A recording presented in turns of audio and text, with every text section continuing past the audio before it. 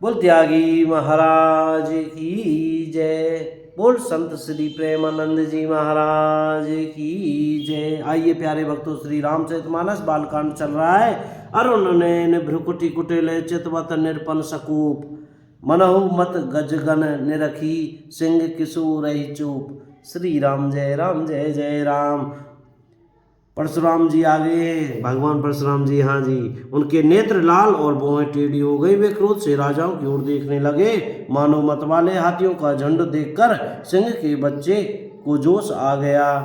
खलबली देखकर जनकपुर की स्त्रियां व्याकुल हो गईं। सब मिलकर राजाओं को गालियां देने लगी। उसी मौके पर शिवजी के धनुष का टूटना सुनकर भृगुकुल रूपी कमल के सूर्य परशुराम जी आए। देखी महीप सकल सकुचाने, बाज झपट जनु लवा लुकाने। इन्हें देखकर सब राजा सकुचा गए, मानो बाज के झपटने पर बटेर लुक छिप गए हों। गोरे शरीर पर विभूति भस्म बड़ी फब रही है और विशाल ललाट पर त्रिपुंड विशेष शोभा दे रहा है। सिर पर जटा है, सुंदर मुखचंद्र क्रोध के कारण कुछ लाल हो आया है। शीश जटा शशि बदन सुहावा, वृष वस कछुक अरुण होई आवा। भौहें टेढ़ी और आंखें क्रोध से लाल हैं। सहज ही देखते हैं तो भी ऐसा जान पड़ता है मानो क्रोध कर रहे हैं। बैल के समान ऊंचे और पुष्ट कंधे हैं, छाती और विशाल भुजाएं हैं। सुंदर यज्ञोपवीत धारण किए, माला पहने और मृग चरम लिए हैं। कमर में मुनियों का वस्त्र वलकल और दो तरकस बांधे हैं। हाथ में धनुष बाण और सुंदर कंधे पर फरसा धारण किए हैं। शांत वेश है परंतु करनी बहुत कठोर है। स्वरूप का वर्णन नहीं किया जा सकता, मानो वीरस ही मुनि का शरीर धारण करके जहाँ सब राजा लोग हैं वहाँ आ गए हों। शांत वेशु करनी कठिन बरनी न जाई स्वरूप, धरी मुनि तनु जनु वीर रसु आयऊं जहाँ सब भूप। श्री राम जय राम जय जय राम।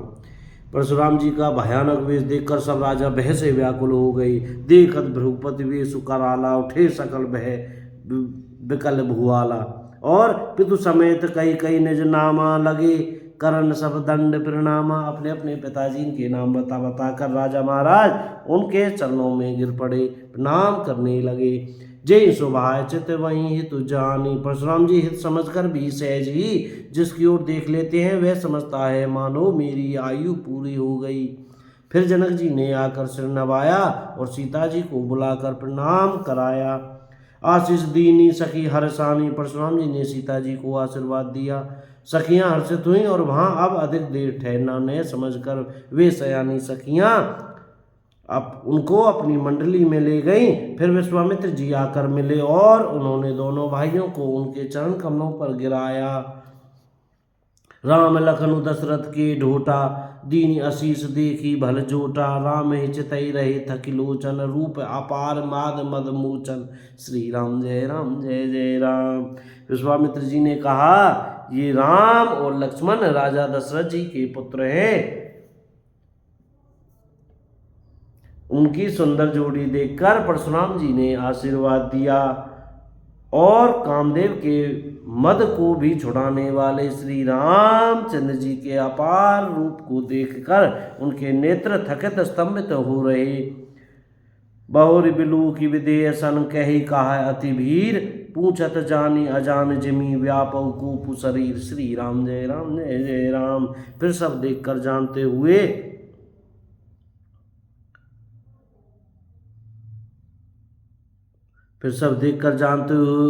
भी अनजान की तरह जनक जी से पूछते हैं कि कहो यह बड़ा भारी भीड़ कैसी है। उनके शरीर में क्रोध छा गया जिस कारण सब राजा आए थे। राजा जनक ने वे समाचार सब कह सुनाए। समाचार कही जनक सुआए, जे कारण महीप सब आए। सुनत वचन फिरी अनत निहारे, देख चाप खंड मही डारे। जनक के वचन सुनकर परशुराम जी ने फिर कर दूसरी ओर देखा तो धनुष के टुकड़े पृथ्वी पर पड़े हुए दिखाई दिए। अतिरस बोले वचन कठोरा, अत्यंत क्रोध में भरकर वे कठोर वचन बोले। कहु जड़ जनक धन सुकई तोरा, रे मूर्ख जनक बता धनुष किसने तोड़ा, बेगी दिखाऊ मूड ने ते आजू, उलटे मही जय लही तब राजू। क्या कह रहे, उसे शीघ्र दिखा, नहीं तो अरे मूड आज मैं जहाँ तक तेरा राज्य है वहाँ तक की पृथ्वी उलट दूंगा। बोल श्री हनुमान जी महाराज की जय। बोल चमेली धाम की जय।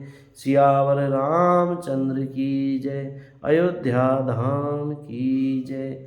जय श्री सीताराम। आज की कथा यही विराम करते हैं, बाकी कल कहेंगे। कोई गलती हो गई हो तो क्षमा करें। बोलो सीताराम, राधे श्याम।